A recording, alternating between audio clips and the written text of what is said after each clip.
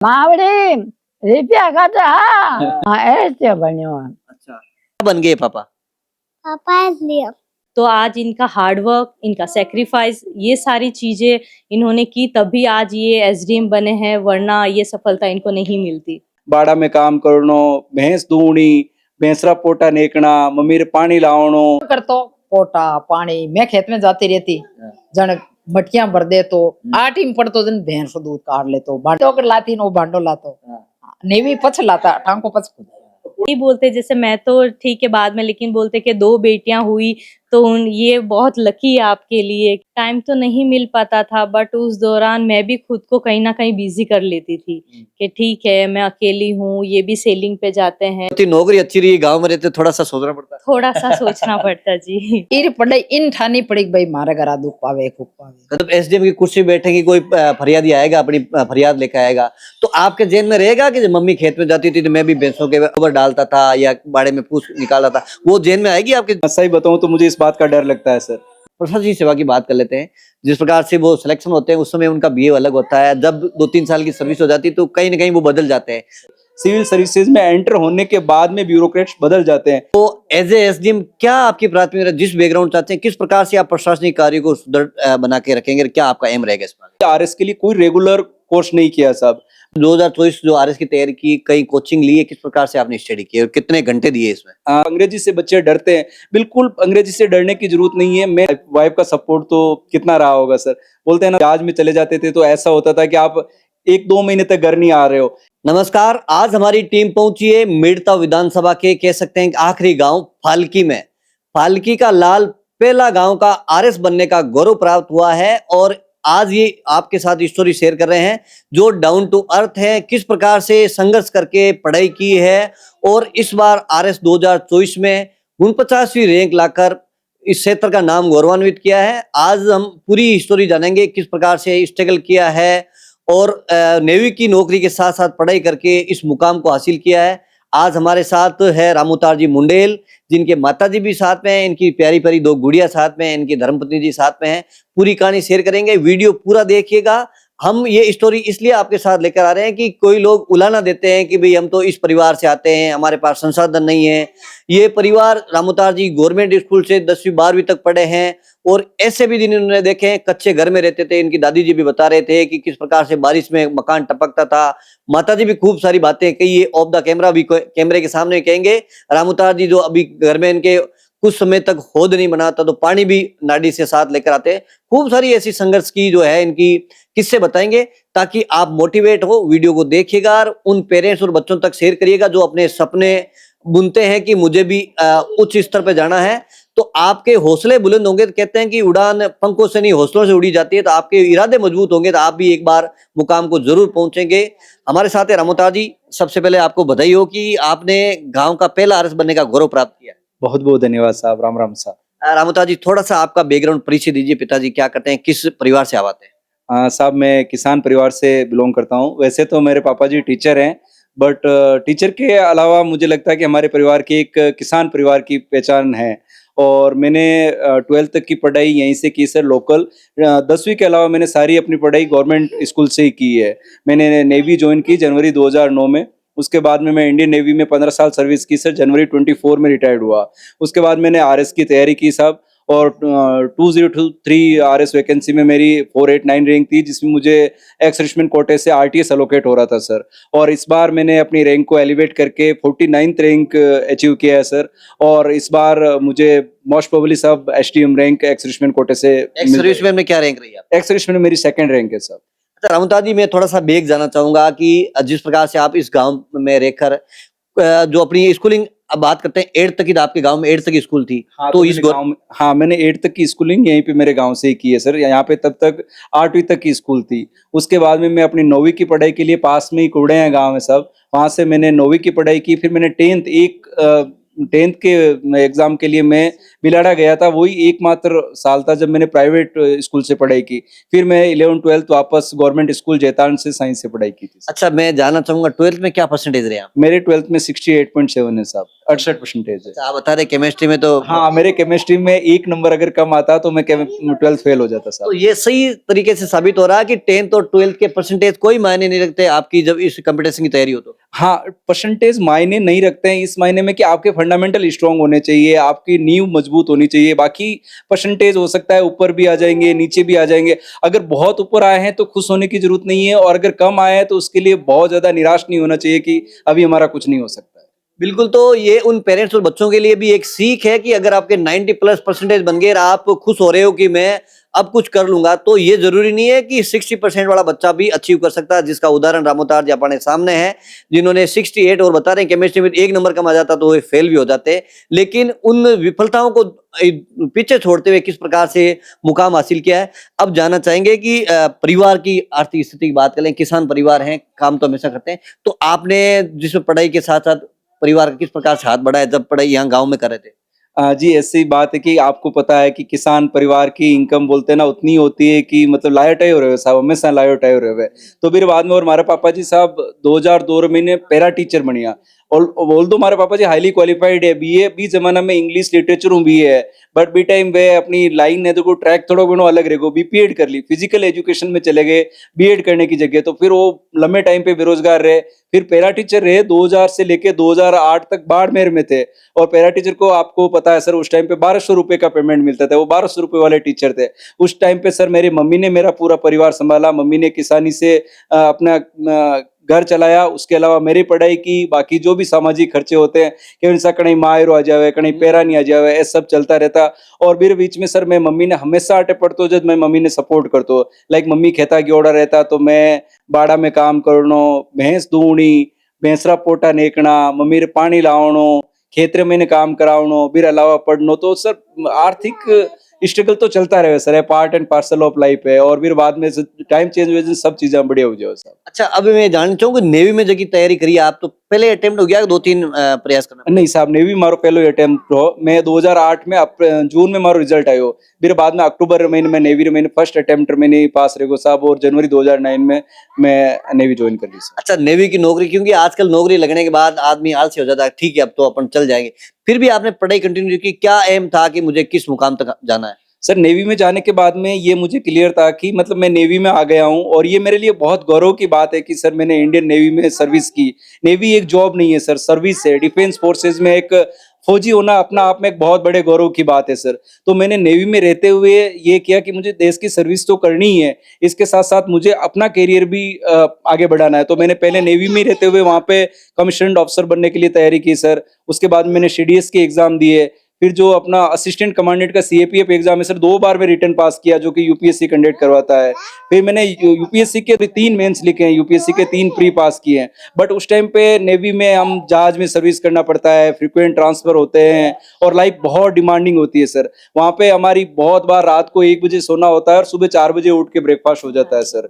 तो फिर उसके साथ मैंने जब भी टाइम मिलता था सर, मैंने अपनी पढ़ाई को कंटिन्यू रखा, और ये मेरा सपना था कि मैं एक दिन मतलब अपने करियर को एलिवेट करूंगा और मैं सिविल सर्विसेज में जाऊंगा, ताकि मैं देश को, तो मैंने बॉर्डर पे या फिर समुद्र में रह के सेवा कर ली, अब मुझे लगता है कि मैं वापस सोसाइटी में जाऊं और जो गरीब तबके के लोग हैं उनकी मैं सेवा कर सकूं। अब जानना चाहूंगा रामोतार जी, आपकी शादी भी होगी, 2 बेटियां भी है, शादी कब होगी?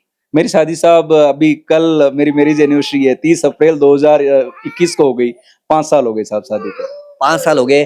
तो इस दरमियान आप वहाँ नेवी में भी थे, तो किस प्रकार से मिसेज का सपोर्ट रहा? कभी आपको इंक्रीज करते हैं, ये कहते हैं कि समय नहीं दे पाते, क्योंकि नेवी का है तो आपकी जॉब बाहर रहती है, कई दिन तक आप समुद्र में रहते हैं, कितना सपोर्ट इनका रहा? आप सर नेवी का तो मतलब आपको जैसे पता है कि जहाज में चले जाते थे तो ऐसा होता था कि आप 1-2 महीने तक घर नहीं आ रहे हो। ऐसा बहुत बार हुआ कि अब मैं शाम को 4 बजे घर आ रहा हूँ, वाइफ को बोल रहा हूँ कि अभी डिनर करेंगे, और वापस 8-9 बजे वापस निकल जाते थे। और अभी 2 बेटियां भी है सर, जो कि 4 साल से छोटी है, तो आप देख सकते हैं सर कि वाइफ का सपोर्ट तो कितना रहा होगा सर। बोलते हैं ना सर कि वो वाल की तरह एकदम स्ट्रांग बन के खड़ी रही। मैं रिटायर्ड हुआ जुलाई 2024 में, घर आ गया सर, और ये बॉर्न और ब्रॉट अप सूरत में है, कभी गांव में नहीं रही है, फिर भी पिछले 2 साल से बिना कंप्लेन के हमेशा गांव में रहती है, गांव के रीति रिवाज को इतना अच्छे से अडेप्ट कर लिया है। तो she is a very strong support system to me sir. अच्छा, आप हिंदी मीडियम से पढ़े हैं और किस प्रकार से इंग्लिश में इतनी अच्छी कमांड है? क्या इंग्लिश आजकल मैंडेटरी है? मुझे ऐसे लगता है कि साहब आजकल है ना एक कल्चर चला है कि हमें हिंदी को बहुत बढ़ावा देना है और अंग्रेजी को हम बोलते हैं कि अंग्रेजी क्यों पढ़ना है। बट आज के जमाने की सच्चाई ये है सर कि बिल्कुल हमें हिंदी भाषा पे गौरव है। ये हमारी राजकीय भाषा है और हमें देश को जोड़ के रखती है। बट आज की हमें ये समझना होगा कि सर अंग्रेजी पढ़ना जरूरी है। ये बोलते हैं ना sir, English is the gateway to the career, और ये इंटरनेशनल लैंग्वेज है। अगर हमें आज के जमाने में हमें जॉब चाहिए, आगे पढ़ना है, तो अंग्रेजी पढ़ना होगा। और ये हमारे एरिया की एक कमजोरी है साहब। बिल्कुल मारवाड़ एरिया या फिर हम मेड़ता एरिया बोलते हैं तो अंग्रेजी से बच्चे डरते हैं। बिल्कुल अंग्रेजी से डरने की जरूरत नहीं है। मैंने 6th क्लास में ABCD सीखी थी साहब, और उसके बाद में मैंने धीरे धीरे इंग्लिश की प्रैक्टिस करता रहा। फिर मैं नेवी में गया। नेवी के वर्किंग एनवायरनमेंट में अंग्रेजी का काफी रोल होता है। और आपको ये जान के शायद सर सरप्राइज होगा कि RS के एग्जाम क्लियर किया है, उसमें इंग्लिश मीडियम है सर मेरा। मैंने 12th तक हिंदी मीडियम से पढ़ा हूँ। उसके बाद में मैंने मीडियम चेंज किया है। मैं इंटरव्यू भी देता हूँ तो भी अंग्रेजी में दे देता हूँ सर, काफी कंफर्टेबल हूँ। तो टाइम के साथ सारी चीजें हम सीख सकते हैं कि डरने की बिल्कुल जरूरत नहीं है। हमेशा लगे रहेंगे तो बहुत अंग्रेजी में भी अच्छा कर सकते हैं, और ये हमारी कमजोरी नहीं, इसको हमें हमारे स्ट्रॉन्ग पॉइंट बनाना है। अच्छा, अभी इस 2024 जो RS की तैयारी की, कहीं कोचिंग ली है? किस प्रकार से आपने स्टडी की और कितने घंटे दिए इसमें? सर 2024 के RS की तैयारी की ऐसी बात है कि सर मैं ना 2017 से 2020 तक मेरा नेवल हेडक्वार्टर दिल्ली में पोस्टिंग था सर। उस टाइम मैंने UPSC की कोचिंग ले रखी थी श्री राम IAS से। तो मैंने कोई भी अभी RS के लिए कोई रेगुलर कोर्स नहीं किया साहब। बट मैंने इसकी 2024 के अटेम्प्ट की तैयारी के लिए मैं जयपुर गया था। वहाँ पे सिरामिक एकेडमी है साहब, विकास सर का। तो वहाँ मैं उनकी मेंस की टेस्ट सीरीज ज्वाइन कर रखी थी। लाइब्रेरी प्रोग्राम था। बाकी एक और इंस्टीट्यूट का नाम है साहब कनेक्ट सिविल्स, उनके मैंने नोट्स रेफर किए थे। बाकी मैंने रेगुलर कोचिंग कोई भी दूसरे इंस्टीट्यूट से नहीं किया था साहब। बाकी मॉक इंटरव्यू जरूर 2-3 जगह मैंने दिए हैं सर। अच्छा, अब जिस प्रकार से आप SDM बनेंगे, आपकी 2nd रैंक है इस कोटे से, तो एज ए SDM क्या आपकी प्राथमिकता, जिस बैकग्राउंड चाहते हैं, किस प्रकार से आप प्रशासनिक कार्य को सुदृढ़ बना के रखेंगे? क्या आपका एम रहेगा इस पर? जैसे सर प्रशासनिक सेवाओं में जाऊंगा तो मैं एक मिलिट्री इथोस से आता हूं सर। तो ये मेरे लिए एक सिविल वर्ल्ड दूसरा वर्ल्ड होगा। मुझे अभी एक्सपीरियंस नहीं है। बट मुझे ऐसे लगता है कि सर ना, अगर आप अपने ऑफिस में आए हुए हर आदमी को कान दे सकते हैं, मतलब उनको अगर सुन सकते हैं, तो 90% प्रॉब्लम तो एलिवेट हो जाएगी, उनकी प्रॉब्लम मिट ही जाएगी। और मैं ये कोशिश करूंगा कि मेरा ऑफिस है वो हर आदमी को एक्सेसिबल रहे। हर गवर्नमेंट स्कीम, जो गवर्नमेंट की बहुत सारी स्कीम्स है सर, तो वो गवर्नमेंट की सारी स्कीम लास्ट माइल तक पहुंचे और मेरा ऑफिस हमेशा एक्सेसिबल रहे, और जो भी पुअर और डाउन टाउन है उनके लिए मैं सेवा कर सकूं, ये मेरा एम रहेगा सर। अब थोड़ा सा एक सवाल, एक कड़वा रहेगा। हमारा भी काफी एक्सपीरियंस हो गया। जो प्रशासनिक सेवा की बात कर लेते हैं, जिस प्रकार से वो सिलेक्शन होते हैं उस समय उनका बिहेव अलग होता है। जब 2-3 साल की सर्विस हो जाती है तो कहीं ना कहीं वो बदल जाते हैं। हम सबको तो ब्लेम नहीं कर सकते, तो आप उसको किस प्रकार से मेंटेन रखेंगे कि आज है जैसे आगे रहेंगे? सही बताऊं तो मुझे इस बात का डर लगता है सर। जब भी मुझे ये क्वेश्चन पूछते हैं कि आप कैसे प्रशासनिक सेवा में आपकी क्या प्रायोरिटी रहेगी, आप क्या सेवा करोगे, तो मुझे इस चीज का डर रहता है कि जनरली ऐसा होता है कि सिविल सर्विसेज में एंटर होने के बाद में ब्यूरोक्रेट्स बदल जाते हैं। मेरी ये हमेशा हाईएस्ट प्रायोरिटी रहेगी कि मैं उस कल्चर से कुछ अलग कर सकूं, डिस्टिंक्ट रह सकूं, मैं बदलूं नहीं। और जो मैंने नेवी में हमारा कल्चर है सर, डिसिप्लिन है, मोटो है, सर्विस बिफोर सेल्फ, मतलब सेल्फ से पहले सेवा होनी चाहिए। मैं उस मोटो और उस स्पिरिट को सिविल वर्ल्ड में ट्रांसफॉर्म कर सकूं, ये मेरा हमेशा एम रहेगा सर। आप जब SDM की कुर्सी पे बैठेंगे, कोई फरियादी आएगा, अपनी फरियाद लेकर आएगा, तो आपके जेन में रहेगा कि जब मम्मी खेत में जाती थी तो मैं भी भैंसों के गोबर डालता था या बाड़े में पूछ निकाला था, वो जेन में आएगी आपके? हमेशा रहेगी सर। हमेशा कोशिश यही रहेगा कि मैं लास्ट आदमी को, जो बोलते हैं ना क्यों में लास्ट, गांधी जी ने एक बात बोली थी, गांधी जी का तालिस्मान बोलते हैं सर इसमें, जब भी आप कंफ्यूज हो ना, तो ये सोचो कि जो लास्ट माइल पे बंदा खड़ा है ना, अपनी लाइन में लास्ट बंदा, आपका डिसीजन उसको कैसे हेल्प कर पाएगा। ये मेरा एज ए सिविल सर्वेंट मोटो रहेगा कि वो लास्ट बंदे को मैं कैसे सर्व कर सकता हूँ। बाकी भगवान की दया और आप लोगों का आशीर्वाद बना रहेगा, तो मैं कोशिश करूंगा कि इस मोटो को मैं ग्राउंड पे ला सकूं। अच्छा, अब थोड़ा सा आप इंटरव्यू के ऊपर आ जाते हैं कि आरएस के इंटरव्यू होते हैं, तो ऐसा कोई सवाल था जो शॉक्ड हो गया कि ये भी सवाल होता है क्या? मेरा इंटरव्यू 2 बार मेरे इंटरव्यू में लगभग बहुत अच्छे मार्क्स आए हैं सर। लास्ट टाइम जैसे 100 में से मेरे 60 मार्क्स थे, जबकि हाईएस्ट मार्क्स उस टाइम 65 रहे होंगे। इस बार मार्किंग और टाइट कर दी, एक एक्सेप्शन है 67 मार्क्स, बाकी बच्चों के 60 मार्क्स मैक्सिमम रहे हैं। मेरे को 55 मार्क्स मिले थे और मैंने इंटरव्यू के लिए कोई एक्स्ट्रा ऑर्डिनरी तैयारी नहीं की थी सर। मैं अखबार पढ़ता रहता था, नॉर्मल बातचीत करता रहा और मेरा ये एक्सपीरियंस है कि मेरा आरपीएससी का इंटरव्यू बहुत स्मूथ रहा। ऐसा कोई भी क्वेश्चन नहीं आया जिसने मुझे बहुत अनकंफर्टेबल कर दिया हो या फिर ऐसा है कि ये कहाँ से पूछ लिया। नॉर्मल इंटरव्यू से बिल्कुल डरने की जरूरत नहीं है। वहाँ पे जो बोर्ड होता है वो आपको बहुत कोऑपरेट करते हैं, वो आपको सबसे पहले जाके कंफर्टेबल करेंगे अच्छे से। और ऐसे लगता है कि जैसे आपसे मैं बातचीत कैसे कर रहा हूँ, अभी तो आपसे बातचीत में मैं थोड़ा हकला रहा हूँ क्योंकि मुझे कैमरे के आगे बातचीत करने की बिल्कुल आदत नहीं है। वहाँ तो ऐसे लगता है कि नॉर्मल बैठे हुए हैं, हमारे मतलब टीचर्स हैं या पेरेंट्स हैं और हमारे बातचीत करते हैं, तो बिल्कुल इंटरव्यू से डरने की जरूरत नहीं है सर। आखिरी संदेश, अपन जिस परिवेश से आते हैं, ग्रामीण परिवेश, किसान परिवार से, तो किसान परिवार के माँ बाप भी हैं, बच्चे भी है जो अपना मोटो रखते हैं कि मुझे भी प्रशासन, क्या संदेश रहेगा रामूतार मंडेल?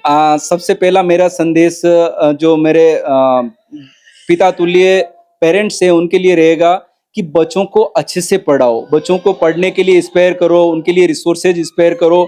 बट इसके साथ साथ बच्चे क्या कर रहे हैं उनकी एक्टिविटीज पे ध्यान दो, उनको हमें मॉनिटर करना पड़ेगा। टीन एज में बच्चे बहुत बार अपनी लाइन से डिस्टर्ब हो जाते हैं। और दूसरा चीज ना, उनके सर पे तलवार लेके खड़े मत रहो। ये जरूरी नहीं है कि आपका बच्चा सरकारी नौकरी लाएगा तो ये सब कुछ करेगा। जैसे मेरिया साहब ने सरकारी नौकरी छोड़ दी है और अभी ये अपने पैशन को फॉलो कर रहे हैं। आप जर्नलिज्म में इतना अच्छा कर रहे हैं तो थोड़ा सा हमें फ्रीडम देना है। सरकारी नौकरी ठीक है, लगता है तो अच्छा है, बट उसके ऊपर तलवार लेके खड़े मत रहिए। और बच्चों के लिए मेरा ये संदेश है कि आप मतलब मेरी कहानी से या ऐसी बहुत सारी कहानियां हैं जिससे आप सीख सकते हो। अगर मैं 35 ईयर की एज में नेवी से रिटायर्ड होके 15 साल की सर्विस करके मेरी 2 बेटियों का केयर करते हुए अगर मैं राजस्थान में 49th रैंक ला सकता हूँ तो कोई भी कर सकता है। और ये कहने की बात नहीं है, अभी आपको ये लग रहा होगा कि मैं तो मेरी बहुत बड़ी आईक्यू है, कुछ भी नहीं है। मुझे भी कल तक इंटरव्यू देखता तो लगता था कि जो टॉपर्स होते हैं वो अलग होते हैं, कोई टॉपर्स अलग नहीं होते हैं। आप अपने आप के साथ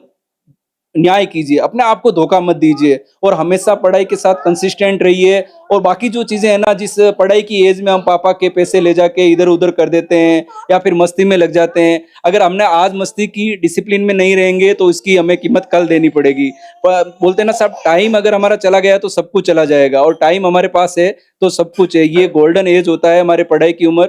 इसमें हमें जो घर पे मम्मी काम कर रही है या पापा खेत पे किसानी करके हमें पैसे भेज रहे हैं, उसकी हमें कदर करनी चाहिए, तो सारी चीजें ठीक हो जाएगी साहब। तो इस बार मैं ऐसा पहली बार देख रहा हूँ कि आरएस की फर्स्ट रैंक की बात कर लेते हैं दिनेश बिश्नोई, इसके साथ ही पुना सरपंच, उनके एक सोशल मीडिया पे बहुत अच्छे से मैसेज आ रहे हैं, वीडियोस आ रहे हैं। मुझे ऐसा लग रहा है कि भाई ऐसा होना चाहिए, जिंदगी में हमेशा बचपना रहना चाहिए। बिल्कुल, मैंने उनका, आप जो जिस वीडियो की बात कर रहे हैं, मैं दिनेश जी का मैंने वीडियो देखा। उनके पुना सरपंच साहब के लिए ओपन होना चाहिए, ट्रांसपेरेंट होना चाहिए। जब मैं आपसे बात कर रहा हूं तो वो स्क्रिप्टेड नहीं होना चाहिए। अगर मैंने किसी कोचिंग में पढ़ाई नहीं की है और मैं ये बोल दूं कि मैंने कोचिंग की है तो बच्चे बिना वजह कोचिंग चले जाएंगे। जैसे मैंने टेस्ट सीरीज लिया है या फिर कोचिंग की हेल्प भी जरूरी है, तो मुझे बताना चाहिए कि कोचिंग की हेल्प जरूरी है। बच्चों को मिसगाइड नहीं करना चाहिए। और वो जिस हिसाब से ओपन होके ट्रांसपेरेंटली बातें कर रहे हैं, वो जो एस्पायरेंट्स तैयारी कर रहे हैं उनके लिए अच्छा मैसेज जाएगा।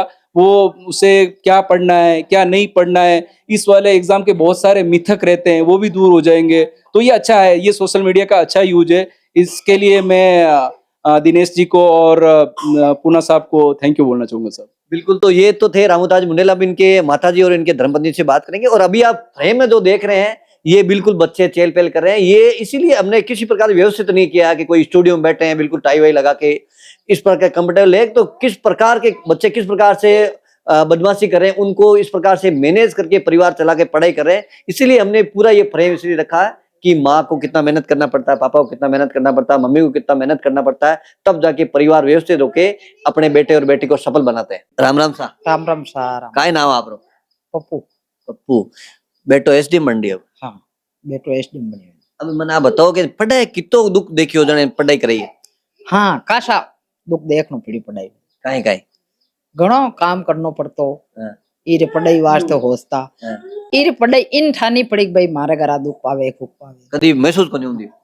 नहीं हो। अच्छा अपाने फालकी गांव रा पहला रमुतार जी जका एसडीएम बनी मतलब आरएस बनी ओ कितो गर्व हो रही है माने कि मारो बेटो पहली बार गांव रे मैंने इतो बड़ो अधिकारी एड़ो गर्व तो नहीं करना चाहिए जे भाई सब बस्ती रा भाग है आप नहीं लोगों ना भाग। नहीं गर्व की बात नहीं अब गौरव की बात है कि भाई पहली बार खातो खोलियो गांव में हाँ नहीं वो तो बढ़िया है निशा यूं नहीं यूं 10वीं में पढ़तो जने इरो पहली कोईरा नंबर को नहीं हाड़ा 82 नंबर बढ़िया ही रे तो 5-10 आया टाबर कि मां साहब मिटाई दो आपका सोनूर बढ़िया रिजल्ट आयो 10वीं को तो ही जने यूं लागो ने भाई की पण अबे यूं ठीक है कणे न कणे यूं लागो कि मारो सोनू कणे की मेहनत करी जकाणो घर को नाम सोनू है हाँ घर को एसडीएम नाम बने तो जाए कहना सोनू जी आओ हाँ अच्छा मां सोनू इस कहवाय इरे दादा बहुत तेरो लाड राखता बे ईमाय राम अवतार कहता इरे नाना जी ने थोड़ी ठेठू पढ़ायूं मेल बतो मने भी जमाना में अंगूठा चाप नहीं राखी ने अच्छा हाँ सुनिए है ताऊ पीर सुन जा पी मारा बाजे नाम 500 पगोड़ियो है मैंने ठेठू यूं पढ़ाई रो लाग हो टाबर फिरता जने यूं कहता करे ने अटक्यूं घुमाओ पढ़ाओ। बैठनो उठनो ही के तो भी समय में 2-4 पर स्कूल में ली इर नाना जी ने 2 साल अबे रे उनाला 13 जुलाई का खत्म यार दीपरा बेन यूं हो के मारो भणियो कणे न कणे अफसर अगर बे देख कर जाता तो बेन जीव में तसल्ली होती घणी तसली वेती पण मां के राम जी रह क्या अच्छा तो अब रमुता थाने खेता में घर में कितो हाथ बढ़ाओ तो जाट रहता जन गांव में घणो बड़ा तो काई काई करता इरा इना टाबर तोरो फिरता घूमता असली असली बताओ जो काई काई मदद नहीं काई काई काम बिल्कुल था कोई नहीं पूछ लीजिए थे बताओ काई काई करता सब करतो पोटा पानी मैं खेत में जाती रहती जन मटकियां भर दे तो 8 में पड़तो जन भैंस दूध काट ले तो बांटा दे दे तो यूं कह तो फंसे कि मम्मी अबे नहीं यूं मत कीजिए एक पाड़ू तो बेटी गिन लीजिए ने एक पाड़ू बेटो गिन लीजिए ये की तंग बेटो बेटी को हाँ बेटी को जन हाँ हाँ ओई बेटो रही बेटी कोई बेटो जन अब अभी हुणी की थाने तांको कई साल टाको को नहीं जो नडी पढ़ लाता दोनों माँ इरी नौकरी लागा फस लाया नेवी में नेयो लगिया बजे हाँ पचाई भंडो वेलता मटकी भटकी भांडो जो इनको आतो जो मेल देता थे दोगड़ लाता मैं तो लाती नो भांडो लातो नेवी पछ लाता टांको पछ पोटा तो भाई नहीं कुसा स्टीम ने काले नहीं किया अब जेने बीननी आएगी बीननी सेवा करे ताकि बहुत बढ़िया है साहब बलिंदनी नहीं शेर में रियोड़ा शहर में रियोड़ी पण यूं माने नहीं ठापड़ी का शहर में रियोड़ी इन्हें ठाई कोनी के गांव का चीज वे पण अबे यूं नहीं ठापड़े का शहर ही है माने हर गांव में यूं ठाए माशा बींदनी गूंटो गाती बारे में झाड़ू पोछा कर ले रोटी टुकड़ा कर ले तण काम मान जोड़ो थे बेण करियो घर में कर ले हाँ नहीं कहीं बांटियोड़ो काम एरो है जो आ करे मारो वे जो 2 साल या नहीं रिटायर या जा पता रिवीजन कासा काम ध्यान पड़न लोगों ने वे मुझे अब जे 2 साल आठ यार अबे पता जा रही थोड़ी दौर लागी बन तो हाँ केर दौरो तो लागी पण आगा थोड़ा ही जाए आता जाता रे आता जाता रहे हाँ यूं थोड़ो लागे नहीं एक तो सोरिया गांव जावे जा नहीं करा हां उन सोरिया हका करा कार आ मोटोड़ी थोड़ी बदमाश बती है हाँ जना जावे जन घर फसला उन्याड़ हो जावे बहुत बढ़िया है साहब एक मन में है कि मारा इरा नाना जी ने यूं हो हां કે મારો ભણ્યો કણાઈ ને કણાઈ તો અફસર ભણી मेरी इच्छा पूरी कर दी પણ મેં દેખ્યા કોણ वो कर्म की बात है अताने हाउ जी बेटा ए देख लियो ઈરા દાદા ને ઘણો ઘૂમ્યો છે ઈરા દાદા તો इतना हा यूं मारो मां कोन कहता राम अवतार आज तक कोन कहूं ईरा दादा राम अवतार ही बतलाता के हेजो को मारो बेटो होई जे जो रिजल्ट आयो तो क्यों जो कितना कई भाई के नेता फोन आया घणा फोन आया छे एक दिन फोन पर ही रही आप मारकन तो एड़ो फोन है कोनी ईर पापा रा ईरो बेंदनी रा पी जा बेंदनी रातो जातो बहुत बढ़िया यो सा बी टाइम बहुत यूं सिनो छोड़ो यो हाँ। कि बेटो नाम रोशन कर दियो हाथे ही आया सा भाड़ाऊ है नी हाँ अटिया रिजल्ट आया तो अटिया हाँ अटैया अटी जा अटी देखियो अटे देखियो दोन माँ बेटो आया भिंदनी हाथे ही जन एक फोन बोलियो 3 बार जन वो गेला में कियो मोटरसाइकिल पर मां हां कि मम्मी रिजल्ट आएगो फोन 3 बार लगातार बाज तो आयो खोलियो जन कि मम्मी रिजल्ट आएगो मारो अच्छा पहले तो अपन कच्चो यो मकान ही कच्चो मकान कितना साल तक रियो खासा साल जियो इर जन्म में वो मकान बनायो मार पिता इर दादाजी 2 बेटा हा भेड़ा ही रहता वो मकान बनायो पहली मां कच्चा में रहता अबे तो राम राजी है अबे राम राज्य सा कोई दिक्कत कोई खेती बाड़ी करो थे तो हाँ खेती बाड़ी मार्च स्कूल जाते खेती मारो हाँ मैं खेता में थी थोड़ी निरांत कम है अपन के भाई है लड़ाई शरीर निरोग रहेगा हाँ पछ थांका आपनो घरो काम है किसान धंधो है नहीं ओ केवे है कणी ओई तो कम केवे कदी यूं लागे कोनी भाई पहले 15 साल तो बारे नेवी में रहेगो अब नौकरी लागी जन मतलब थांगन कम रेवणो मौको मिली एड़ो अफसोस वे नहीं पछा बे यूं तो के नौकरी करे जकान तो घर नौकरी नहीं मिले नहीं हैं बाहर जानो ही पड़े एर पापा बाहर से नौकरी आ घरों खर्चो ले जाता तो छे हाथ पर बाहर रिया पछ जना ओ बैठ आएगा ओ बाहर गई प्रो जदर अटी जे पालकी में लागू बिल्कुल ए तो मासा अब हमारे साथ है रामूतार जी के घर से, यानी इनकी वाइफ है। नमस्ते, नमस्ते। क्या नाम है आपका? ललिता। बेसिकली आपका गांव कहाँ है? बेसिकली मेरा परबतसर के पास है बाजवास, बट मेरा जैसे बॉर्न एंड ब्रॉट अप सूरत का है। अच्छा, सूरत ही जन्मे और वहीं पढ़े? हाँ हाँ जी। फिर बड़े शहर सूरत तो बड़ा मेट्रो शहर है, फिर यहाँ गांव में रहना किस प्रकार थोड़ा सा अजीब लगा? अजीब तो नहीं, ठीक है। फर्स्ट टाइम मुझे ऐसे लगा था मैं कैसे सेटल्ड होंगी, बट जैसे कि मेरे दादाजी, मेरे पापा, हम सब जैसे गांव से जुड़े हुए हैं, तो उनको भी ऐसा था कि हमारे कल्चर में ही हमें सेटल्ड रहना है, भले हम सूरत में रहे तो क्या है। बट उस हिसाब से धीरे धीरे हो गई सेटल्ड। अच्छा, ये नेवी में लगे तभी हुई सगाई तो आपकी? हाँ जी। फिर आपने लगा हुआ भाई नेवी में रहेंगे तो कहीं इनके साथ ही रहेंगे, शहरों में ही रहेंगे? हाँ जी, फर्स्ट टाइम ऐसे ही लगा था, ठीक है गांव में हुई है तो क्या हुआ, बट जैसे इनकी पोस्टिंग तो आउट ऑफ राजस्थान ही अगर है, ये होती नौकरी अच्छी रही, गांव में रहते थोड़ा सा सोचना पड़ता। थोड़ा सा सोचना पड़ता जी। जिस प्रकार से नेवी में रहे, इनके साथ भी आप काफी टाइम रहे? काफी टाइम, मतलब इनका जो नेवी का टाइम है, लास्ट के जो 5 साल 6 साल है, इनके साथ में मैं नेवी में इनके साथ में ही रही हूँ। अच्छा, तो नेवी की जॉब थोड़ी सी ऐसी होती है कि हेक्टिक वाली कह सकते हैं, कि लंबे टाइम तक उनको जहाज के अंदर रहना, बाहर रहना पड़ता है, तो टाइम पूरा मिल पाता था नहीं मिल पाता? टाइम तो नहीं मिल पाता था, बट उस दौरान मैं भी खुद को कहीं ना कहीं बिजी कर लेती थी कि ठीक है मैं अकेली हूँ, ये भी सेलिंग पे जाते हैं और सेलिंग के साथ साथ ये पढ़ाई भी कर रहे थे, तो मैं भी इनको कुछ बोल नहीं पाती थी। ये भी पढ़ाई कर रहे थे, मेहनत कर रहे थे, ठीक है कहीं ना कहीं इनका मेहनत यहाँ पे आज रंग लाया है, और मुझे भी पता है कि ये मेहनत कर रहे हैं, तो मुझे भी कहीं ना कहीं सेक्रीफाइस करना पड़ेगा। तो उस हिसाब से मैं भी ढल गई इनके साथ साथ। यहाँ दिन आटे गाँव में यूं लड़ाई हुई थोड़ी कहीं होती है कि रोजी ने कहीं काम है थोड़ा सा घरे टाइम दिया, अरे बात नहीं नहीं नहीं, ऐसा नहीं हुआ था कभी नहीं, झूठ मत नहीं, बोलना। नहीं नहीं नहीं नहीं। अच्छा, तो आपने क्या क्या क्वालिफिकेशन किया है, क्या पढ़ाई किया? मेरा क्वालिफिकेशन सर बीकॉम बीएड है। मैं टीचिंग करवाती थी इंटरनेशनल स्कूल में, और गोवा में भी थी, तो जैसे केवी स्कूल में वगैरह में मैं ज्वाइनिंग कर लिया था, बट बेटियां होने के बाद में थोड़ा ड्रॉप कर लिया। अच्छा, जब ये अभी आरएस की ये जो 23 और 24 का अटेम्प्ट दिया है, इन्होंने पढ़ाई कर रहे थे, तो कभी ऐसा हुआ कि कई दिन बात भी नहीं होती आपकी? हाँ बहुत बार हुआ है, जैसे कि ये पढ़ाई कर रहे थे, जयपुर रह के कर रहे थे तैयारी हमारे रिटायरमेंट के बाद में, तो जैसे मैं फोन लगाती थी, ये लाइब्रेरी में पढ़ रहे होते थे, इनका फोन साइलेंट रहता था।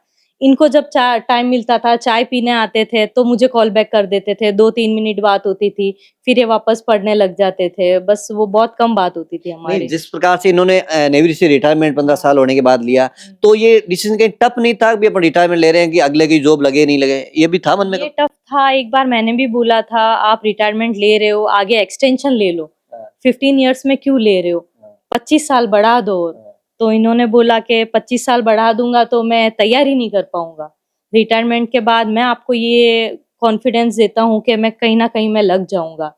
तो उस दौरान मुझे भी थोड़ा कॉन्फिडेंस आ गया कि चलो ठीक है, ये इतना श्योरली बोल रहे तो कहीं ना कहीं ये लग जाएंगे। आपको डर ये था कि भी रिटायरमेंट होने के बाद गाँव रहना पड़ेगा, आगे अगला कुछ? नहीं, ये डर नहीं था गांव रहने वाला, क्योंकि मुझे भी पता था गांव में भी रहेंगे तो जैसे बेटियां भी है, मम्मी पापा भी है, मम्मी पापा भी पढ़ाई को लेके इतना है कि बेटियां बड़ी होने के बाद में इनको यही चाहते हैं कि ये भी सिटीज में ही पढ़े, मम्मी पापा का भी ये है, तो इतना वो नहीं था। ठीक है फैमिली को तो संभालना ही है, मम्मी पापा के यही बेटे यही बेटी है जो है, तो आगे भी हमें ही संभालना है मम्मी पापा को भी। अच्छा, तो इस सफलता में आप लकी चार्म बेटी को मानते हैं? हाँ, अच्छा, बड़ी वाली बेटी उसके बाद इनकी थोड़ी सी ग्रोथ होने लगी? थोड़ी ग्रोथ है, सब यही बोलते, जैसे मैं तो ठीक है बाद में, लेकिन बोलते कि 2 बेटियां हुई, तो ये बहुत लकी है आपके लिए कि 2 बेटियां हुई और इनका सिलेक्शन हुआ। अच्छा, अब जिस प्रकार से पढ़ने वाले हैं जिनकी शादी हो जाती है, कई बार ऐसा होता है शादी होने के बाद चाहे लड़की हो चाहे लड़का हो, उसको सफलता में थोड़ी सी कहीं ना कहीं बाधा आ सकती है, क्योंकि परिवार की जिम्मेदारी आ जाती है, तो आपके वो सामने आई कभी इस प्रकार की डिफिकल्टीज? नहीं, ऐसी डिफिकल्टीज तो नहीं आई अभी तक। अच्छा, बाकी क्या संदेश देना चाहेंगे जो महिलाएं हैं जिनके पति पढ़ रहे हैं या तैयारी कर रहे हैं, तो किस प्रकार से सेक्रीफाइस करना चाहिए? सेक्रीफाइस तो हमेशा करना चाहिए, जैसे कि मेरी और मेरी फैमिली ने इनके लिए बहुत कुछ किया और इन्होंने भी बहुत कुछ दिया है, और सेक्रीफाइस लाइफ में हम कुछ ना कुछ सेक्रीफाइस करेंगे तो ही हमें उसका रिजल्ट मिलेगा, अगर हम सेक्रीफाइस नहीं करेंगे तो उसका रिजल्ट कभी नहीं मिलेगा। तो आज इनका हार्डवर्क, इनका सेक्रीफाइस, ये सारी चीजें इन्होंने की, तभी आज ये एसडीएम बने हैं, वरना ये सफलता इनको नहीं मिलती। मतलब आपका कह सकते हैं कि अग्नि परीक्षा अभी रुकी नहीं है, आगे भी जारी रहेगी, क्योंकि जॉब प्रशासनिक है तो कब ये 24 घंटे की जॉब होगी, परिवार रीति रिवाज वहाँ जरूरी नहीं कि सही शरीक होंगे, तो किस प्रकार से आगे मैनेज करके चलेंगे? आगे मैनेज बस मैं यही बोलती हूँ, इनका पहले जैसे तहसीलदार में हुआ, इनको सेटिस्फेक्शन नहीं था कि मैं जिस लेवल की का हार्डवर्क कर रहा था, मैं जिस लेवल की पढ़ाई कर रहा था, मुझे वो रिजल्ट अभी तक मिला है। अभी ये जैसे इन्होंने एसडीएम बना, अब जाके इनको थोड़ा सेटिस्फाई हुआ है कि हाँ, अब जो लेवल का मैं पढ़ाई कर रहा था, जो हार्डवर्क कर रहा था, वो अभी मुझे मिला है। बट मैं यही कहना चाहूंगी कि आगे और ये और जो जैसे एसडीएम बने और भी आगे पहुंचे, इनका हार्डवर्क देख के लगता है कि ये और भी आगे जाएंगे और आगे बढ़ेंगे। तो अब हमारे साथ है इनकी कह सकते हैं कि लकी चार्म प्रिशा चौधरी। नमस्ते बेटा, नमस्ते। क्या नाम है आपका? पिसा। पापा का क्या नाम है? पापा का नाम उत्तर मुंडेल। अच्छा, अब बेटा क्या बन गए पापा? पापा एसडीएम। एसडीएम क्या होता है? बड़ी पोस्ट होती है? हाँ। अच्छा लगता है? हाँ।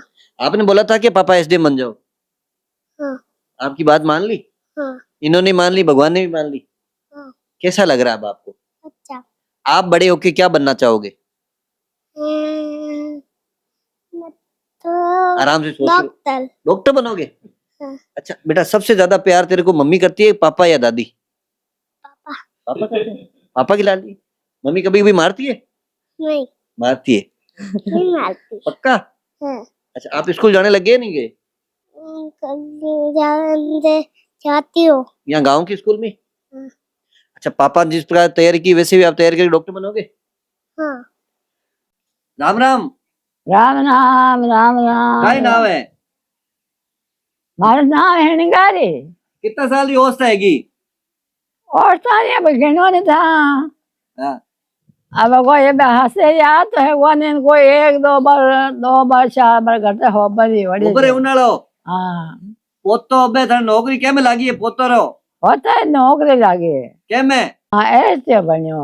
अच्छा, खुशी कितनी हुई? खुशी खुशी से नमाज गणे खुशी दिया मैं तो ये सुन भगवान बस्ती रा भाग है मोटा। हाँ। एन बस्ती रा माना ही भाग है। हाँ। एन थारी 1000 पर उम्र वेजे एन खुशी रह जे एन मारा हिड़ा कर दे। हिड़ा करे बढ़िया। हाँ, बढ़िया करे, हिड़ा बढ़िया करे। अच्छा, आप रे बेटा कितना है? हाँ, बेटा बेटा कितना है पूछा है? बेटा मारे बेटा तो 2 भैया है। हाँ। एन मारे 2 भैया है। हाँ।